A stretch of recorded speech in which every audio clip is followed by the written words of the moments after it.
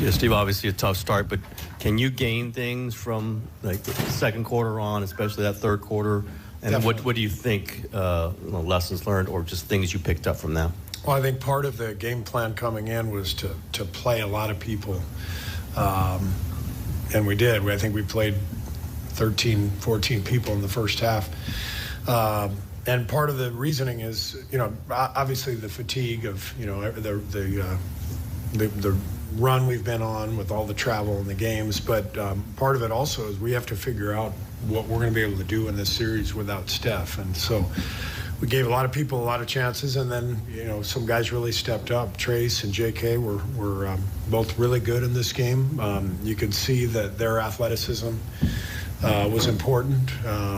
And I thought we made a really spirited run, got it to 7, and then we just kind of lost a little bit of composure. We turned it over right out of that timeout a couple of times and gave up a couple of threes where we lost connection defensively. But we learned a lot, and I think this game will help us figure out, how to move forward. You mentioned the experimentation. How much, as you head towards Game 3, do you need to then quickly pare it down? And how much of what you saw tonight, particularly from Trace and Kuminga, makes you believe that they have to be heavy? I mean, those guys really performed well and showed why they can help us win this series. So they're going to be part of it for sure. We've got to figure out rotations, who we want to start, all that stuff. But both guys are going to play a role. Steve, what did you? All right, let's check this tweet out, courtesy of ESPN NBA. The Warriors are the first team to play 14 players in the first half of a playoff game since at least 1998. They trailed by 17 at halftime in game number 2. 14 players. Now, Steve has played 10 guys in the quarter. I've seen that before, but 14 guys played tonight as he was searching for a nice little rhythm and rotation and seeing who could ball without Steph. We went right back to the start of the season. Yeah, in Portland. Steve was playing like 16 guys. At the start of the season, everyone was getting a little taste. But actually, obviously extenuating circumstances with injuries, and he mentioned the schedule that they've been on. But I do think it's a smart thing to do, get guys out there. You can see not only who performs well individually, obviously JK and TJD had great individual games, but you also have to see who can mesh together as a unit, because you're not just out there trying to get stats. But I think both those guys, JK and TJD, we talk about all the time, the playoffs of physicality and 50-50 balls and offensive rebounds. For the most part, that's the athletes. I can vouch for that, okay? That wasn't my specialty, but I know the guys that it was. It was guys like JTA and Festus going in there. So there's a role for them. I think this just gives more positive reinforcement and maybe opens up some people's eyes. There it is. JK with 18 and 5 and TJD with 15 and 6. But Jimmy Butler, he's the Batman right now without Stephen Curry, of course. And Jimmy buckets, look, 17 points, 7 rebounds, 4 assists. But JTA, we're looking for him to be a little more assertive as that third quarter run by the T-Wolves as they ended the third quarter on a 20-7 run. We saw a lot of grenades Jimmy Butler was throwing, as you mentioned in the first block, a little indecisive there offensively. Yes, look, Jimmy came over midway through the season, and it looks different now. Jimmy-led team. This was not a Steph Curry-led team. So, the Dubs went in and did what they had to do, right? They won a game on the road, so they had a little bit of room for error, if you will, and they had a little bit of room to try new things. And I think that works in their favor because a guy like Jonathan Kuminga, who's very capable of contributing to a good team in this league, he's able to come in and find confidence and find a rhythm. TJD is able to come in and find confidence and find rhythm, and you're going to need these guys moving forward. These guys have been a pivotal piece of this team for the last couple of years.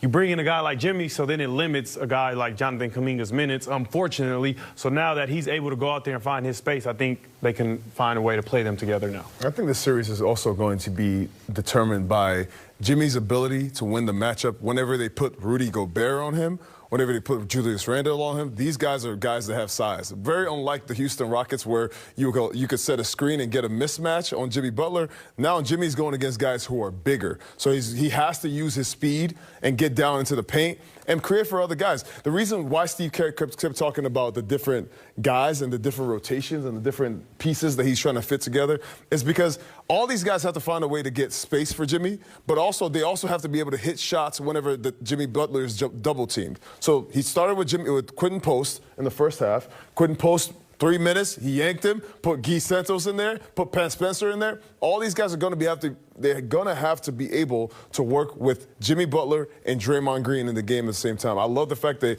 J.K. was able to find some success playing alongside those guys. I think he can bring some speed, but Jimmy's got to be aggressive. He's got to be a scorer. He's got to be the guy to dictate the tempo of these games. Yeah, and I think Jimmy Butler is always going to be aggressive. I think what the adjustment to me is as a team, attacking earlier in the shot clock. You look at, no matter what, like we mention this all the time, once again, no matter what lineup Steve Kerr puts out there, they're going to be smaller than the Minnesota Timberwolves, which in my mind, you have to play faster.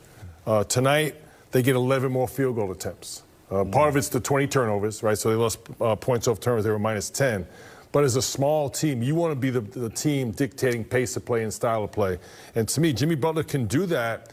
All the same moves he makes, whether it be in the mid-post, catching at the nail of the elbow, just do it earlier. So when you do kick out, to me, traditionally, small teams, they get into the shot clock early, they kick out, they drive, they collapse the defense, and maybe do it again 1, 2, or 3 times. Then you have the bigger team scrambling in rotations. That's where the good shots come from. If you're just going to play one-on-one, late shot clock, they can guard one-on-one, and basically you become a late shot clock contested jump shooting team. That's not going to win. Yeah, no doubt about that. And you saw that with Moses Moody catching some of those grenades late in the third quarter, contributed to 2 air balls do much from for the your team 3-point line. No doubt about that. And Buddy Hield, he moved up on the scouting report without Stephen Curry, and Minnesota was very aware of where Buddy Buckets was all night long. I thought the Warriors did not do a good job of spacing. They did not do a good job of pacing and moving the ball and moving bodies and cutting through. These are the things that you have to do more of. We keep talking about no Steph, but no Steph means more body movement. It means more passing. It means you have to be more efficient with your cuts. Turning the ball over in these moments right now, you already have bad offensive flow. Now you're giving the other team, gifting them extra possessions. That did not work for the Warriors tonight. I thought that they found a rhythm in the third quarter as the game went along, but the deficit was already confidence for the Minnesota Timberwolves, and there was deficit already, so they were trying to work their way back, just didn't have enough. Yeah, you knew you were going to get a barrage by the Minnesota Timberwolves. This was a must-win for them. They were desperate. They got embarrassed on their home court in Game 1. I thought the Warriors were lucky to be down 14. You know, it was 29-15. So, Bonta, after a 13-0 start, 16-15. But I really thought they were fortunate to be down 14. Switch spots with Fezzi here. Let's go to glass half full. 16-50. Finished the first quarter on a 16-15 run. The 15 points the Warriors scored in the first quarter is the fewest points they've scored in a quarter all postseason here. But moving along to the third quarter, where the Warriors showed a lot of fight there as they opened up the second half on a 16-6 run, and J.K. had his fingerprints all over it. He sure look did. at him driving baseline there. Congo. That's what he could do. And I don't see many other players on the Warriors roster that does that, more importantly. You see Jimmy Butler with a 3-point shot. A lot of people, we see Jimmy Butler's stat line here, 6 of 13. You would like to see him be more aggressive, Mully. Yeah, I thought tonight they needed an elimination game, Jimmy Butler, not playoff Jimmy Butler. But give the Minnesota Timberwolves credit. They came out, set this, the pace of play, the physicality, and really never looked back.